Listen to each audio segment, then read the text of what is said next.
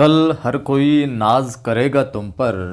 तुम अपने इस आज को थोड़ा सा बेहतरीन ढंग से कुछ विशेष करने की ओर है जो लगा दो। नमस्कार, जय हिंद। मैं हूं आपका दोस्त कवि आदि गणेश। देखिए, 15 तारीख को ग्रेड फर्स्ट का एग्ज़ाम होना है, परीक्षा होनी है। तो उसके अंदर अपना एक टॉपिक लगा हुआ है, राष्ट्रभाषा और राजभाषा। ठीक है, इसके कुछ महत्वपूर्ण सवाल जो परीक्षा में यकीनन पूछे जा सकते हैं और पूछे भी गए हैं पहले, जितने भी राजस्थान और राजस्थान के बाहर की परीक्षाएं हुई है उनके अंदर। तो महत्वपूर्ण सवालों की मैं बात करूं तो पहला सवाल आपके समक्ष ये है, और वीडियो को लाइक कर दीजिएगा, ज़्यादा से ज़्यादा दोस्तों को शेयर कर दो ताकि वो भी इस वीडियो को देखें, उनकी भी मदद हो जाए। और पहली बार देखने वाले सब्सक्राइब कर लें। डिस्क्रिप्शन में टेलीग्राम चैनल का लिंक है, कवि आदि गणेश हिंदी नाम से, ठीक है, जिस पर अपने 8,900 से अधिक साथी जुड़ चुके हैं। और सेकंड ग्रेड की किताब के जो वन लाइनर किताब, उसका जिक्र मैं वीडियो के आखिर में और कर दूंगा, ठीक है। पहला सवाल है, हिंदी को राजभाषा बनाने का प्रस्ताव किसने रखा था? हिंदी को राजभाषा बनाने का प्रस्ताव किसने रखा था?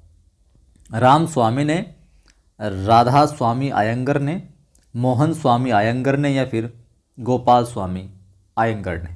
बताओ। उत्तर हो जाएगा डी, गोपाल स्वामी साहब ने रखा था हिंदी को राजभाषा बनाने का प्रस्ताव। यह सवाल आ जाए तो गलत नहीं होना चाहिए आपका। दूसरा सवाल, हिंदी के साथ साथ, कि हिंदी का तो प्रयोग किया ही जाएगा, लेकिन हिंदी के साथ साथ अंग्रेजी के प्रयोग की छूट कितने वर्ष के लिए है जो माफ करें, दी गई थी? कि अंग्रेजी के प्रयोग की छूट भी दे दी गई कि इतने सालों तक इसका भी प्रयोग कर सकते हो। बाद में वो हट गई वगैरह, कुछ ऐसा चला। 20 वर्ष के लिए, 10 वर्ष के लिए, 15 वर्ष के लिए, 3 वर्ष के लिए? तो प्रारंभ में अंग्रेजी के प्रयोग की छूट कितने वर्ष के लिए दी गई थी? 15 वर्ष के लिए है जो दे दी गई थी। ये सवाल पूछा गया है। सवाल है, राजभाषा हिंदी से संबंधित अनुच्छेद है। राजभाषा हिंदी से संबंधित सारे अनुच्छेद है वैसे तो, लेकिन राजभाषा हिंदी की बात किस में होती है?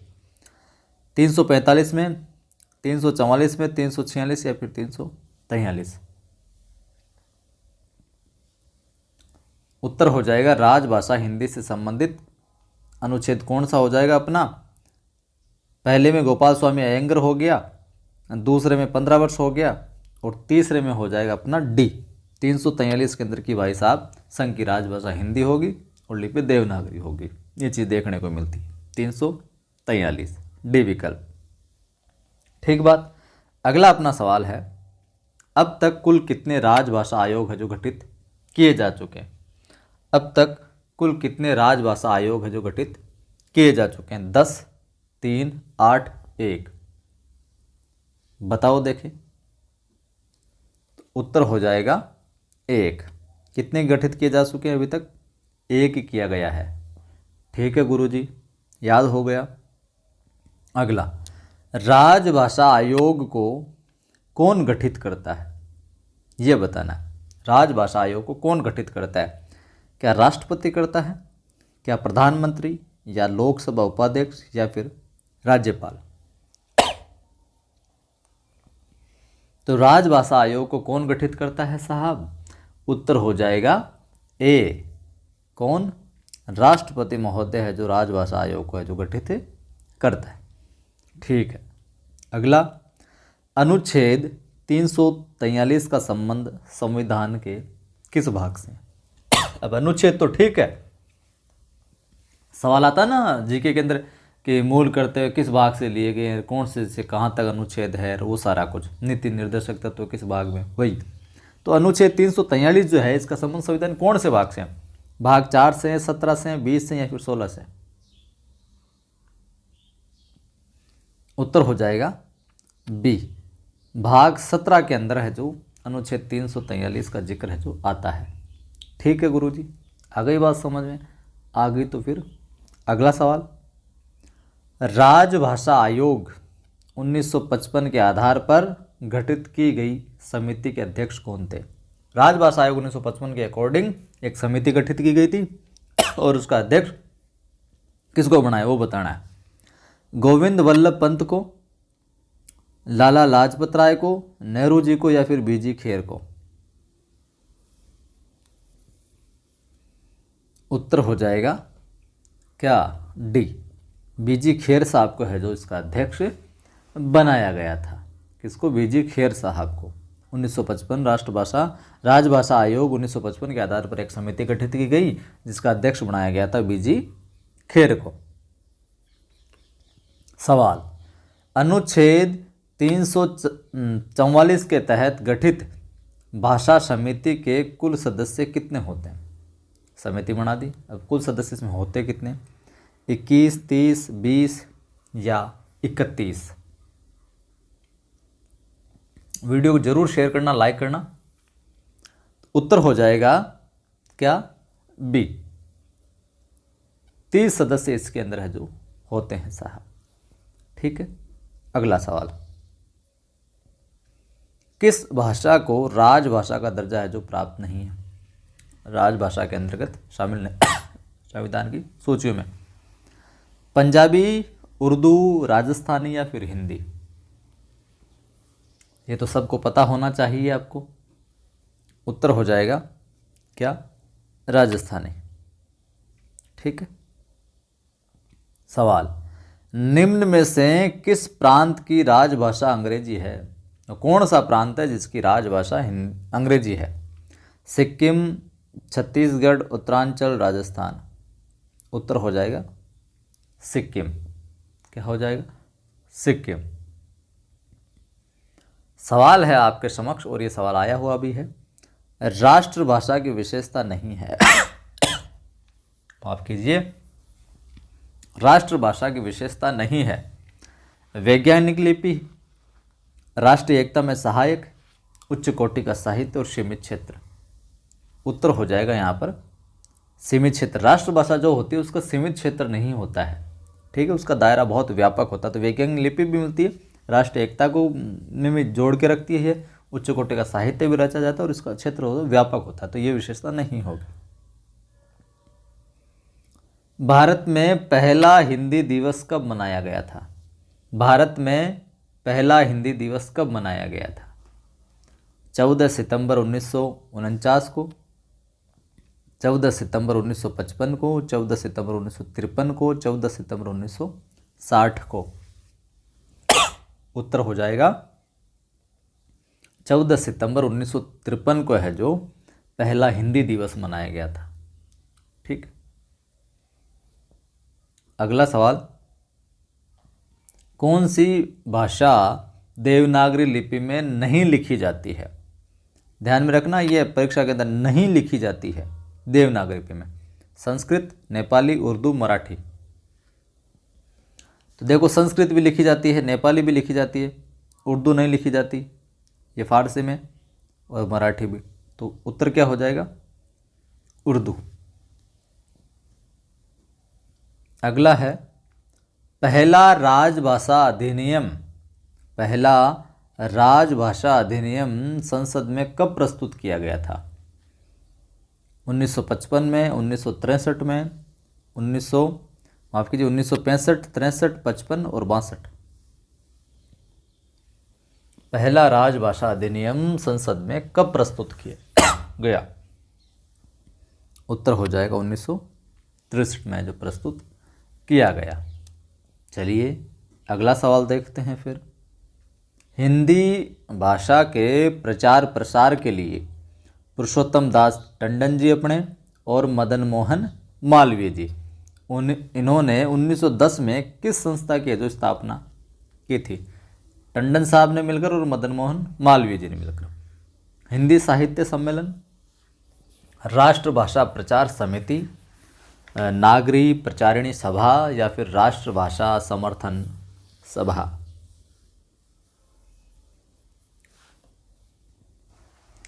उत्तर क्या हो जाएगा, ए। हिंदी साहित्य सम्मेलन नाम की एक संस्था बनाई, इसकी स्थापना की किन्होंने, पुरुषोत्तम दास टंडन और मदन मोहन मालवीय ने। सवाल, किसी राज्य के पर्याप्त लोगों की भाषा को, किसी राज्य के पर्याप्त लोग, चाहे किसी राज्य में पर्याप्त लोग अगर वही भाषा बोलते हैं तो उस भाषा को राजभाषा के रूप में मान्यता देने से संबंधित कौन सा अनुच्छेद है जो होता है? अनुच्छेद 349, अनुच्छेद 350, अनुच्छेद 343, अनुच्छेद 344।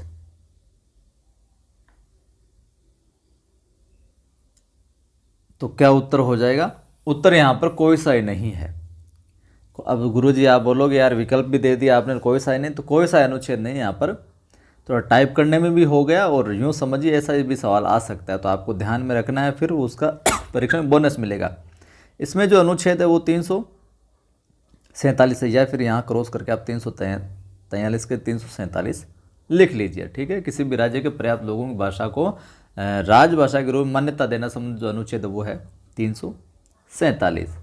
ठीक है, ध्यान में रखिएगा आप। सवाल है 350, अनुच्छेद 350 से संबंधित है। अब क्या चीज़ है साहब इसमें? राजभाषा आयोग से है ये, सरकार के कर्तव्यों से है, या अल्पसंख्यक समुदाय की मातृभाषा से है, या राष्ट्रपति की भाषाई शक्तियों से है? 350 किससे संबंधित है? तो यहाँ पर अपना उत्तर हो जाएगा अल्पसंख्यक समुदाय की मातृभाषा से संबंधित है 350। चलिए अगला सवाल। संघ और राज्य में प्रयोग होने वाली किसी भी भाषा में अभ्यावेदन देने का व्यक्ति के अधिकार संबंधी। संघ और राज्य में प्रयोग होने वाली कोई भी भाषा, उसमें अभ्यावेदन देने का व्यक्ति का अधिकार है, ये किस अनुच्छेद में बात कहेगी? 50 में, 344 में, 343 में, या फिर इनमें से किसी में भी नहीं? तो उत्तर हो जाएगा यहाँ पर क्या? उत्तर हो जाएगा ए। ठीक है, सवाल है देवनागरी लिपि में टाइपों की संख्या है 305, 340, 430 या फिर 403? उत्तर यहाँ पर हो जाएगा डी। ठीक है, हिंदी में देवनागरी लिपि में 403 टाइप देखने को मिलते हैं। चलिए साहब अगला सवाल। सभी स्वरों की मात्रा ए में लगाने का सुझाव है जो किसने दिया? इन विकल्पों में से बताना है, बाकी तो समर्थन तो और लोगों ने भी किया था इसका। सभी स्वरों की मात्रा कि ए में ही लगेगी साहब, सुझाव किसने दिया? तिलक, गोविंद रानाडे, गोखले या महात्मा गांधी? उत्तर हो जाएगा गांधी जी अपने। ठीक है, अगला सवाल है, लाइक शेयर नहीं किया तो ज़रूर कीजिएगा, पहली बार देखने वाले सब्सक्राइब भी कर लेना चैनल को। निम्न में से कौन सा विकल्प है जो असंगत है? असंगत है। पंजाबी देवनागरी लिपि में, ठीक है क्या? नेपाली देवनागरी में, मराठी देवनागरी, उर्दू फारसी में? तो उत्तर हो जाएगा असंगत। कौन सा? पहला यहाँ पर क्या है? असंगत है। कैसे? पंजाबी किस में लिखी जाती है? कौन सी लिपि में? गुरुमुखी में। नेपाली देवनागरी, मराठी देवनागरी, उर्दू फारसी के अंदर। चलिए अगला सवाल। पंचम वर्ण के स्थान पर अनुस्वार का प्रयोग होना चाहिए, ये सजेशन सुझाव किसने दिया? कि जो पांचवा वर्ण है उसको तो हटाओ यहाँ से और वहाँ पर क्या करो आप? अनुस्वार का प्रयोग करो। ये सुझाव किसने दिया? श्याम सुंदर दास ने, काका कालेलकर ने, महात्मा गांधी ने, या फिर इनमें से किसी ने नहीं? उत्तर हो जाएगा श्याम सुंदर दास ने।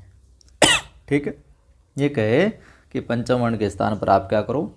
छोड़ो पंचम वर्ण का लफड़ा, अनुस्वार लगाओ। बहुत अच्छा सवाल है। संविधान में राजभाषा से संबंधित प्रावधान किस अनुच्छेद में? राजभाषा से संबंधित भाग 17 अनुच्छेद 343 से 54, अनुच्छेद 347 से 54 भाग 17 में, भाग 17 अनुच्छेद 350 से 358, भाग 17 अनुच्छेद 343 से 51? क्या हो जाएगा? उत्तर हो जाएगा संविधान में अपने राजभाषा से संबंधित प्रावधान है जो भाग 17 में देखने को मिलता है और अनुच्छेद 343 से लेकर 51 तक इसका मामला है जो आता है। भाग 17 343 से 51। सवाल है, राजभाषा विभाग की स्थापना कब की गई थी? राजभाषा विभाग की स्थापना है जो कब की गई थी? तो कब की गई थी? 26 जनवरी 1950। हिंदी को राजभाषा कब घोषित किया गया कि हिंदी साहब अब राजभाषा है? कब घोषित किया गया? यहाँ हो गया आपने, हिंदी को राजभाषा है जो कब घोषित किया गया? उत्तर हो जाएगा 14 सितंबर 1949 को। अगला सवाल और बहुत महत्वपूर्ण सवाल है। संघ की राजभाषा हिंदी और देवनागरी लिपि, जो लिपि है वो देवनागरी होगी, ये मैंने पहले भी बता दी वीडियो में। ये किस संविधान के अनुच्छेद में जो शामिल है ये बात? 344, 345, 343 या फिर 339? किसमें कहा गया ये कि संघ की राजभाषा तो हिंदी होगी और लिपि देवनागरी होगी? मिला दो दोनों को। 343 में सी विकल्प यहाँ पर सही होगा। ध्यान में रखना, यह सवाल बहुत बार पूछा गया है। राजभाषा आयोग के गठन का प्रावधान किस अनुच्छेद में? कि राजभाषा आयोग है जो गठित किया जाएगा, किस अनुच्छेद में? 344, 49, 220, 346? उत्तर हो जाएगा 344। अगला सवाल है, हिंदी का प्रचार प्रसार करना संघ का प्रमुख कर्तव्य है। हिंदी का प्रचार प्रसार करना क्या है? संघ का प्रमुख कर्तव्य है। ये किस अनुच्छेद से संबंधित है बात? बताओ। 52, 30, 351, 331?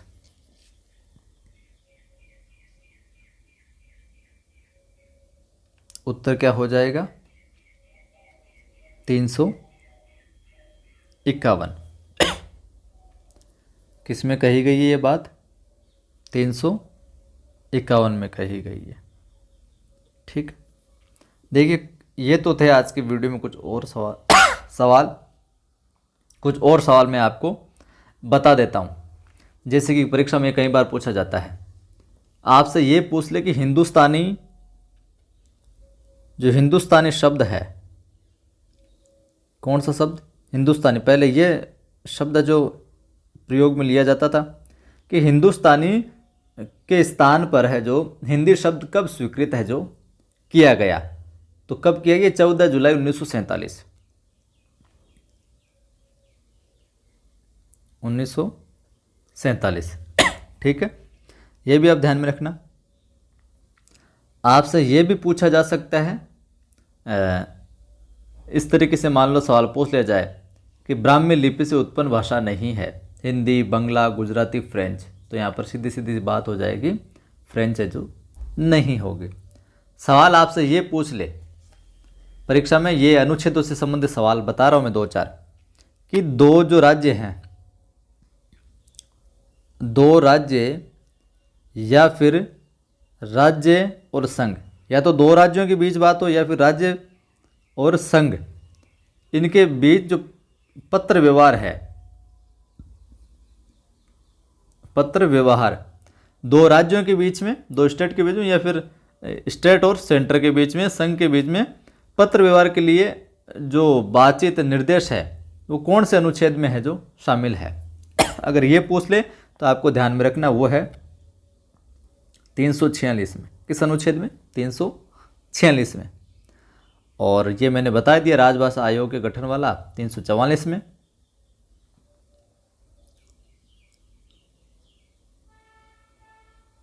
ये सवाल आपसे पूछा जा सकता है। सवाल ये आ गया कि किसी राष्ट्र की अपनी विशिष्ट भाषा कहलाती है, या किसी राष्ट्र की अपनी विशिष्ट भाषा क्या कहलाती है?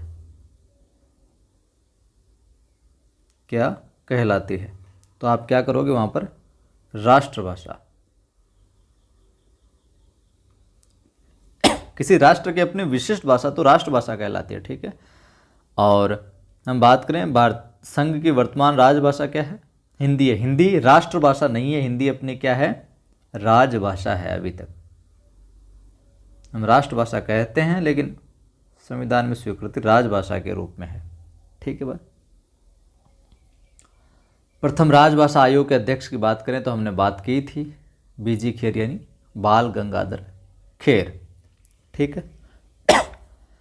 और मैं पूछूं, हाँ आपसे ये सवाल पूछ लिया जाए एक कि राजभाषा अधिनियम जो बनाया गया था उस राजभाषा अधिनियम में संशोधन कब हुआ? राजभाषा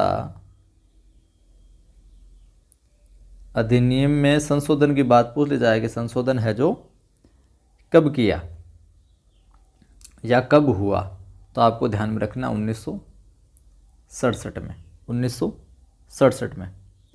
और राजभाषा विभाग की स्थापना 26 जनवरी 1950। राजभाषा विभाग की स्थापना 26 जनवरी 1950। और पूछ ले राजभाषा अधिनियम तो 10 मई 1963। ये ध्यान में रखना। राजभाषा अधिनियम पूछ ले आपको, राजभाषा अधिनियम कब पारित हुआ? राजभाषा अधिनियम कब पारित हुआ? 1963 में हुआ था 10 मई को। राजभाषा अधिनियम कब पारित हुआ?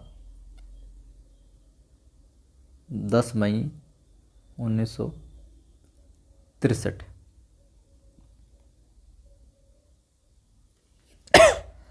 यह सवाल आपसे पूछ ले जो अपने गृह मंत्रालय है कि गृह मंत्रालय के अधीन राजभाषा विभाग, कौन सा विभाग? राजभाषा। गृह मंत्रालय के अधीन राजभाषा विभाग की स्थापना कब की गई थी? तो कब की गई थी इसका उत्तर अपने हो जाएगा यहाँ पर 25 जून 1975। गृह मंत्रालय के अधीन राजभाषा विभाग की स्थापना की गई थी 25 जून 1975। 25 जून 1975। तो ये कुछ महत्वपूर्ण सवाल थे, परीक्षा में आपको अवश्य मददगार साबित होंगे। वीडियो अच्छा लगा तो फिर लाइक कीजिए, शेयर कीजिए। पहली बार देखने वाले साथ चैनल को सब्सक्राइब कर बेल आइकन क्लिक कीजिए। यहाँ से आपकी पुस्तकें भेजी जा चुकी है जिन जिन भी साथियों ने ऑर्डर किया था सेकंड ग्रेड की वन लाइनर किताब के लिए, जिसमें व्याकरण और शिक्षण विद्या नहीं है, बाकी सारा पाठ्यक्रम जब उसके वन लाइनर बनाए गए वो सवाल जो महत्वपूर्ण है, जो हमें लगता है कि परीक्षा में पूछे जा सकते हैं। जयपुर वगैरह, सिक्कर वगैरह, नागौर वगैरह काफ़ी जगहों तक किताबें पहुंच गई। जैसे जैसे किताबें पहुंचती है आप मैसेज करके किताब से संबंधित प्रतिक्रिया और जानकारी हमें सूचित करते रहिएगा। बाकी साथी जो मंगवाना चाहते हैं वो 15 तारीख की जो परीक्षा है आपकी ग्रेड फर्स्ट की उसके बाद में मंगवा सकते हैं। जय हिंद, फिर मिलता।